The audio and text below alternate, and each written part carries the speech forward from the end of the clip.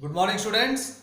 Today we are going to start part 2 of globalization and the Indian economy.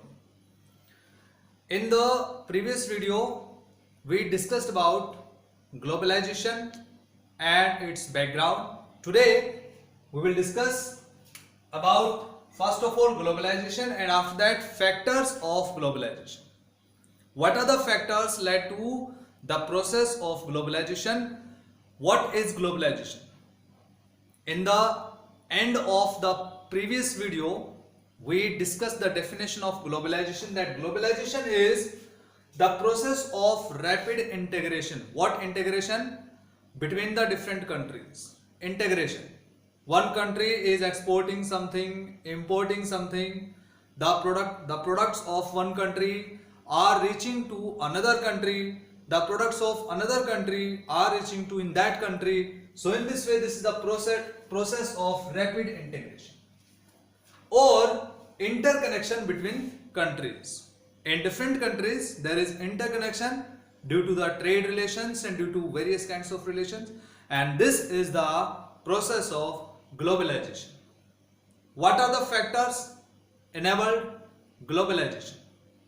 Earlier, we discussed that the trade was the main channel connecting the different countries, and the trade was done with the sea routes.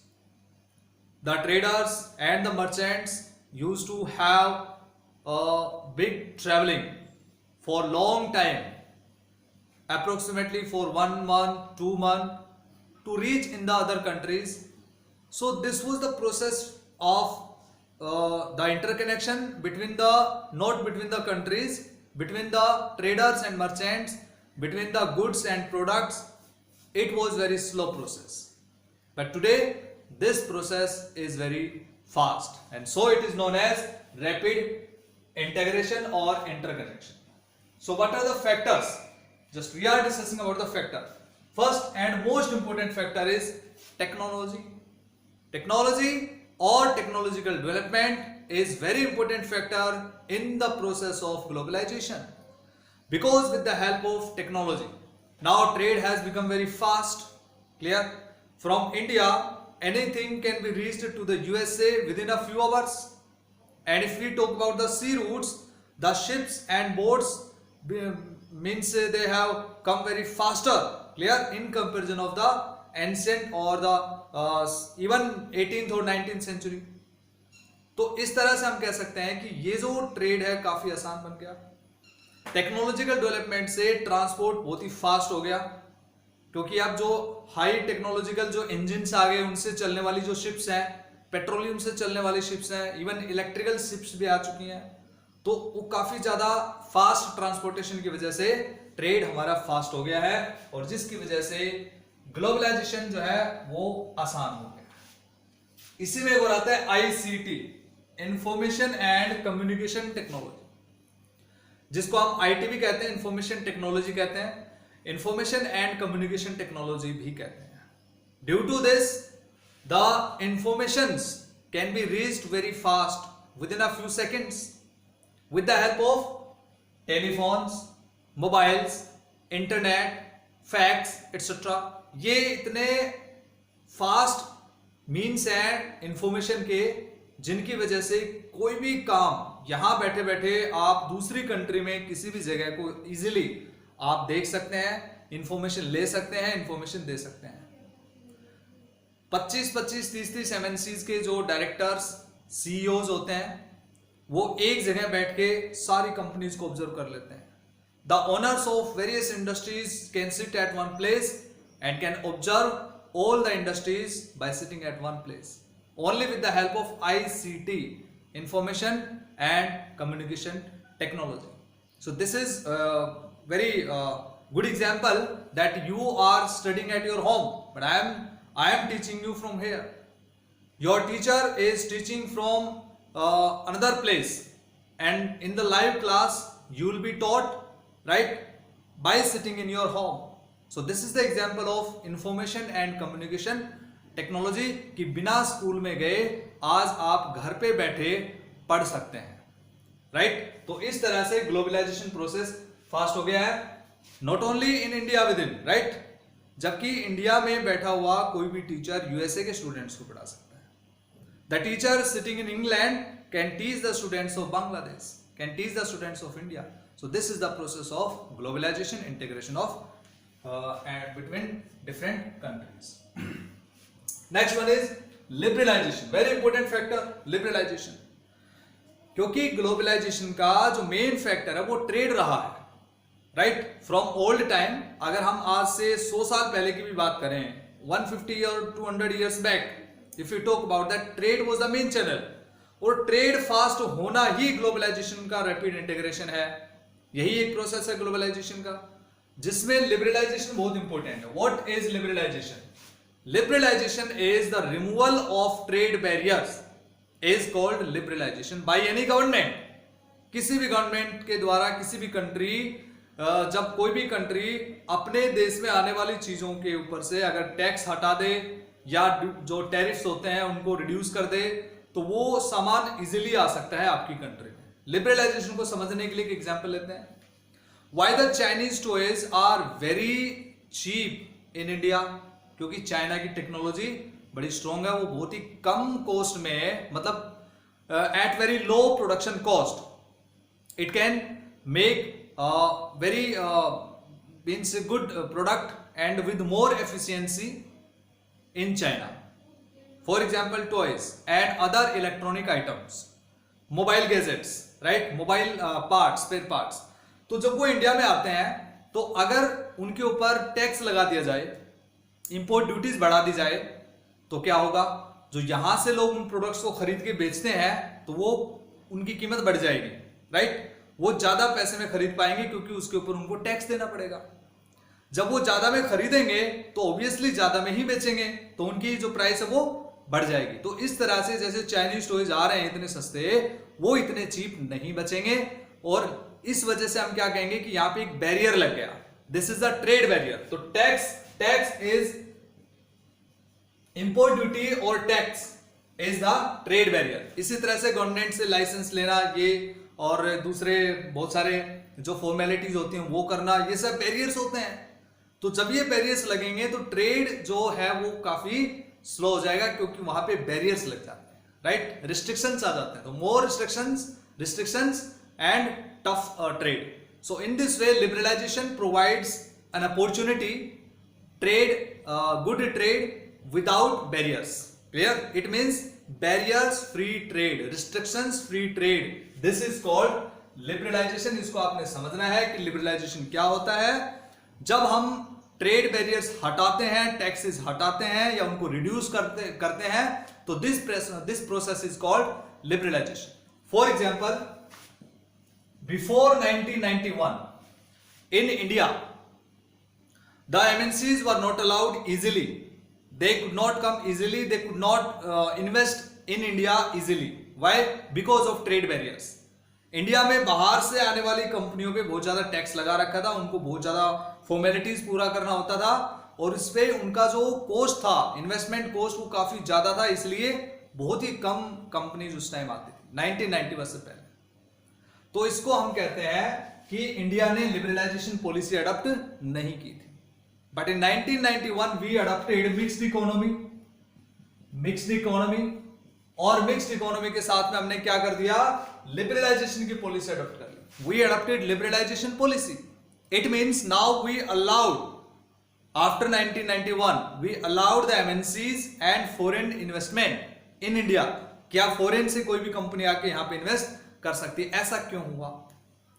ऐसा इसलिए था कि पहले India ने ऐसा क्यों नहीं किया, लिबरलाइजेशन की पॉलिसी क्यों अडॉप्ट नहीं की? बिकॉज इंडिया बिकेम फ्री 1947, और उस समय हमारे प्रोड्यूसर्स इतने कैपेबल नहीं थे कि वो विदेशी प्रोड्यूसर्स के सामान को कंपीट कर पाएंगे।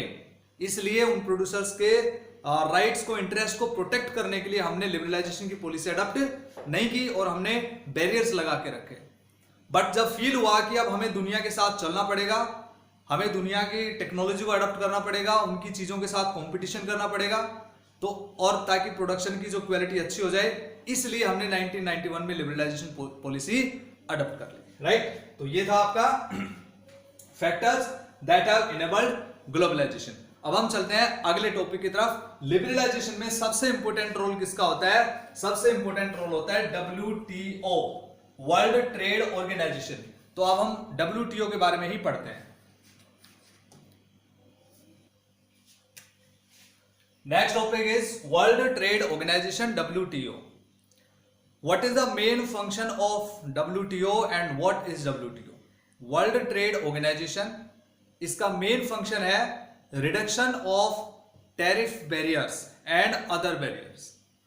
टैरिफ जो होता है, जैसे इंपोर्ट पे टैक्स लगता है, इसी तरह से तो ये ट्रेड बैरियर के फॉर्म में समझा जाता है। It is considered the trade barrier. इसी तरह से दूसरे ट्रेड बैरियर्स और other kinds of taxes are removed by WTO among the member nations. जो इसका एक बार मेंबर बन गया तो उसको WTO के सारे रूल्स एंड रेगुलेशंस मानने पड़ते हैं और WTO की जो इंस्ट्रक्शंस होती हैं वो भी माननी पड़ती हैं।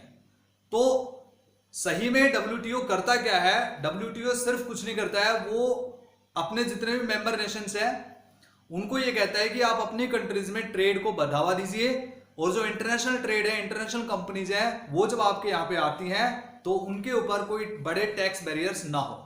तो just removing of the tax barrier, reduction of the tariffs and other tax barriers और other trade barriers is the main function of WTO, world trade organisation. इसका हेडक्वार्टर जिनेवा में है। Geneva is in Switzerland, right?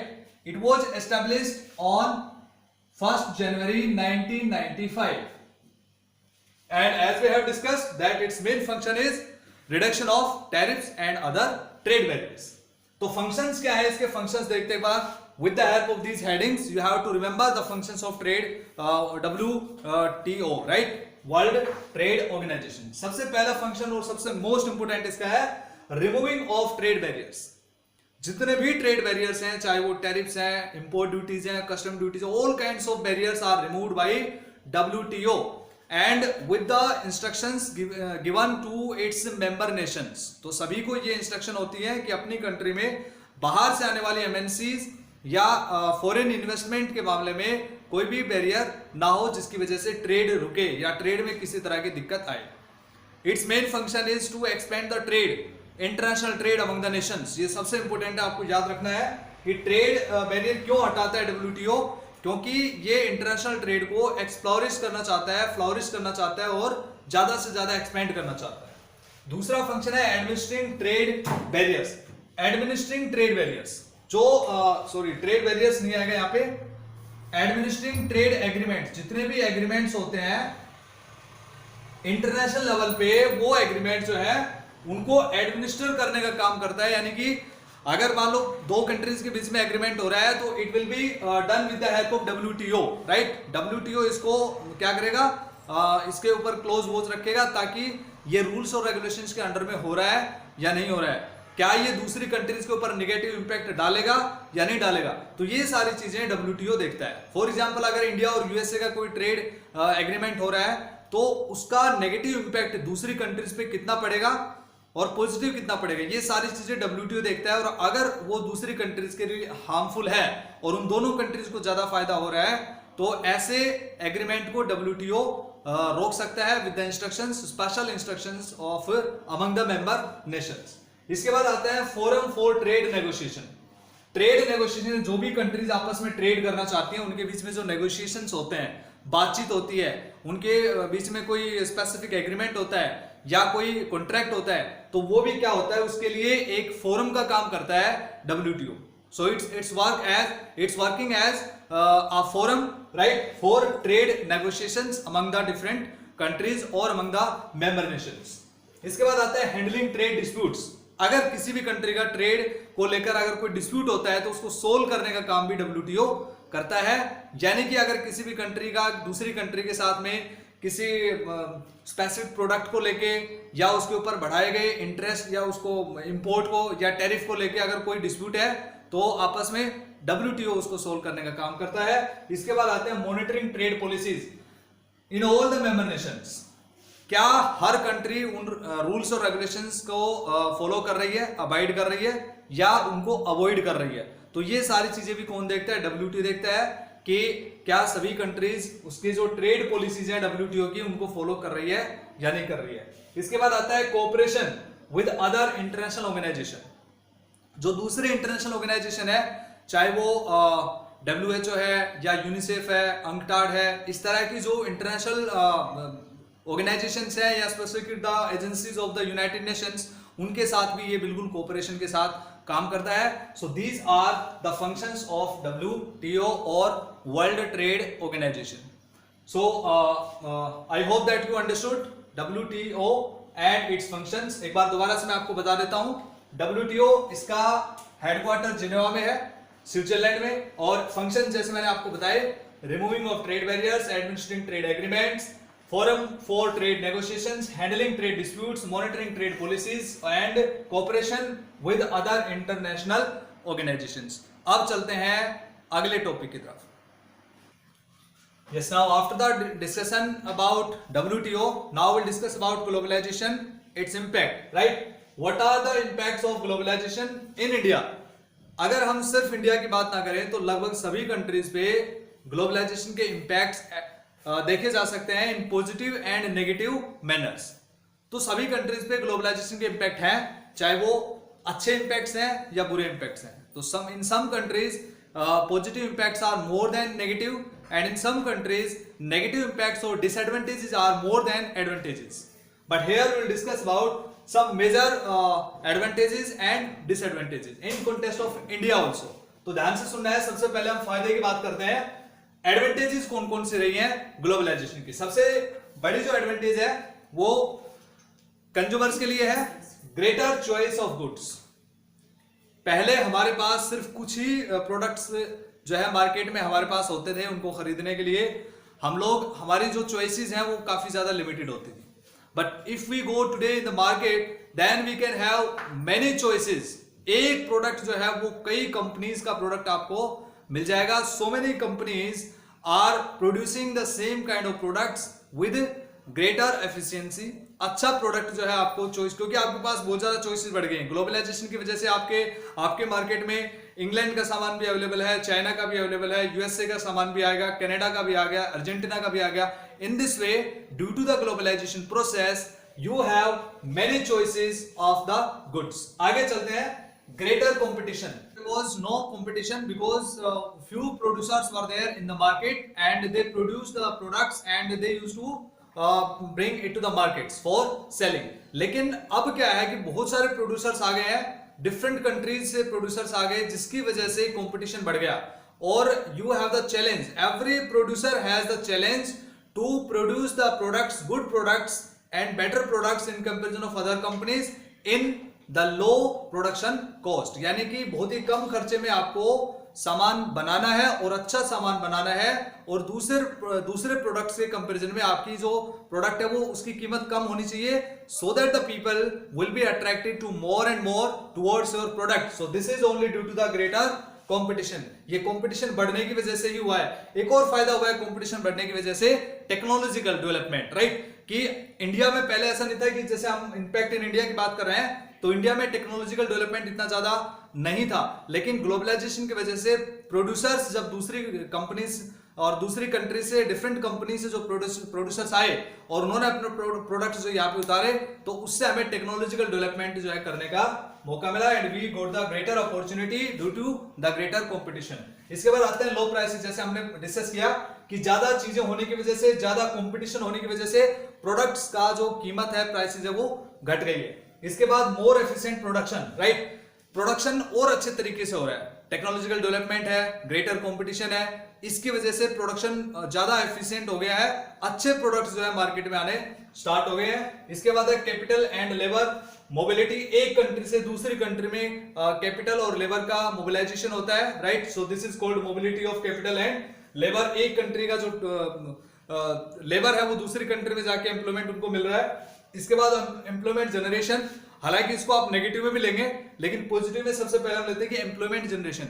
Globalisation की वजह से MNCs आपकी country में आती हैं, तो एमएनसी वहां पे या तो प्रोडक्शन वहां पे बढ़ाने के लिए वहां पे अपना इंडिपेंडेंट ब्रांच सेटअप करेगी या फिर किसी लोकल कंपनी को खरीदेगी, in any circumstances employment generation is there, यानी कि chances of employment are always there existing in the process of globalisation. तो ये हो गए एडवांटेजेस, इट मींस फायदे।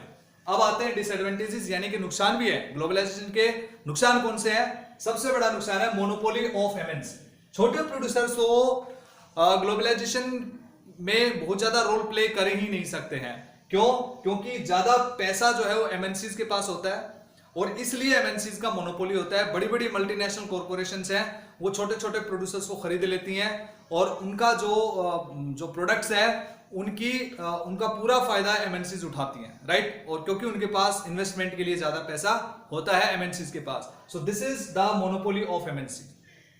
किसी भी एरिया में अगर एमएनसी चली जाती है तो आसपास के सारे जो स्मॉल प्रोड्यूसर्स हैं वो सारे बर्बाद हो जाते हैं, और छोटी इंडस्ट्रीज बंद हो जाती हैं, जिसकी वजह से स्ट्रक्चरल अनएम्प्लॉयमेंट आता है। What is the structural unemployment? Structural unemployment का मतलब होता है कि due to the technological development the demands reduce of the labour. अगर किसी भी फैक्ट्री में, किसी इंडस्ट्री में अगर लेबर की डिमांड घटती है, किसकी वजह से, चाहे मैकेनिकल डेवलपमेंट की वजह से या टेक्नोलॉजिकल डेवलपमेंट की वजह से, तो उसको हम स्ट्रक्चरल अनएम्प्लॉयमेंट कहते हैं। So this is only due to globalization. इसके बाद आते हैं हार्मफुल फॉर स्मॉल प्रोड्यूसर्स या मैन्युफैक्चरर्स। जो छोटी इंडस्ट्रीज होते हैं, छोटे प्रोड्यूसर्स होते हैं, उनके लिए हार्मफुल होता है, क्योंकि मोनोपोली किसके पास होती है? ट्रेड राइट ज्यादा किसके पास होते हैं? एमएनसीज के पास होते हैं, क्योंकि उनके पास ज्यादा इन्वेस्टमेंट का पैसा होता है, राइट। इसलिए ये आ गया। हार्मफुल फॉर डेवलपिंग इकोनॉमीज, जो डेवलपिंग कंट्रीज होती हैं, अगर हम सिर्फ इंडिया की बात ना करें तो जितने भी डेवलपिंग कंट्रीज हैं उनके लिए ग्लोबलाइजेशन बहुत अच्छा नहीं है, क्योंकि उनको इंपोर्ट ज्यादा सामान करना पड़ रहा है, एक्सपोर्ट उनका कम होता है। इसलिए ट्रेड बैरियर जो है, और कई बार क्या होता है, जैसे हम इससे अगला एक छोटा सा टॉपिक है कि स्ट्रगल फॉर फेयर ग्लोबलाइजेशन और फेयर ट्रेड, तो उसमें हम क्या देखते हैं कि स्मॉल प्रोड्यूसर्स, स्मॉल कंपनीज और स्मॉल कंट्रीज, जो पुअर कंट्रीज है जिसको हम डेवलपिंग कंट्रीज कहते हैं, they are getting loss due to globalization. क्यों? क्योंकि उनका जो सामान है वो एक्सपोर्ट कम हो रहा है, इंपोर्ट ज्यादा हो रहा है, जिसकी वजह से उनका जो है लॉस हो रहा है, क्योंकि वो अपनी कंट्री में ट्रेड बैरियर हटा देते हैं, जबकि उनके लिए कुछ बड़ी कंट्रीज होती हैं, डेवलप्ड कंट्रीज होती हैं, वो ट्रेड बैरियर्स लगा देती हैं, जिसकी वजह से उनको काफी ज्यादा लॉस होता है। इसके बाद आते हैं ड्रेन ऑफ टैलेंट। किसी भी कंट्री का टैलेंट जो है वो बाहर चला जाता है।